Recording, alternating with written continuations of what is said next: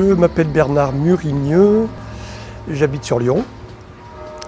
Je fais un travail de sculpture, installation, performance, mais enfin je crois que c'est un vrai travail de sculpture et de sculpteur en fait, sur le rapport à la forme, le rapport à la construction.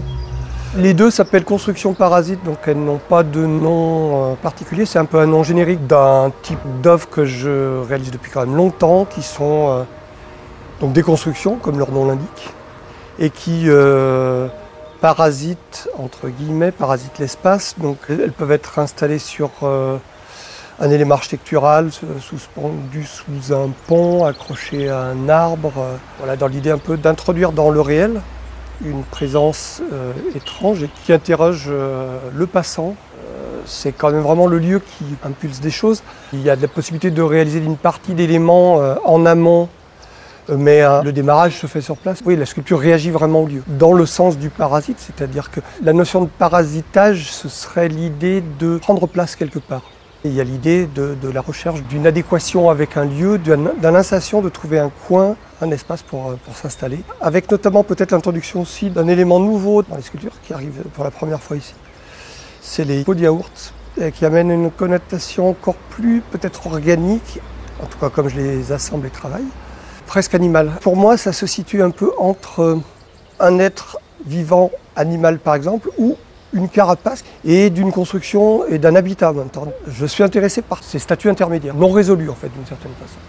Depuis donc une trentaine d'années, j'utilise pratiquement exclusivement des matériaux d'emballage. Avec des emballages comme ceci, il y a du texte, il y a l'idée d'une image qui est donnée aussi, un emballage sur l'extérieur. C'est des éléments, on va dire, qui peuvent contribuer à une interprétation. Moi, j'essaie de moins en moins de chercher absolument le sens de ces choses-là. C'est intuitif. Ça n'empêche que je travaille exclusivement, pratiquement avec des matériaux comme ça. Il y avait l'idée de faire, avec le rebut depuis très longtemps, je dirais que la poubelle devient plus importante. Je pense que la poubelle, elle reflète pas mal de choses, de nos comportements, mais du monde qu'on s'est construit petit à petit pour nous.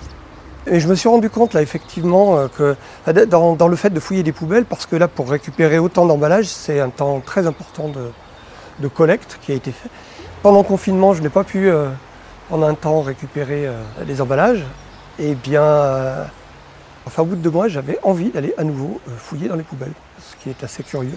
Je ne sais pas exactement ce qui se trame derrière. Ça arrive à me mettre dans des états un peu hallucinés parfois.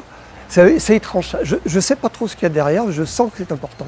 En tout cas, la source, par exemple, du point de vue du message, entre guillemets, c'est pas l'écologie, c'est pas l'environnement, c'est pas revendicatif à tout prix à ce niveau-là. C'est des nécessités pour moi, enfin, c'est des choses qui sont advenues petit à petit et qui me semblent justes. Quand je le fais, c'est pour ça que j'arrive à le faire. C'est parce que je sens que c'est juste et c'est ce qu'il faut. C'est ce dont j'ai besoin.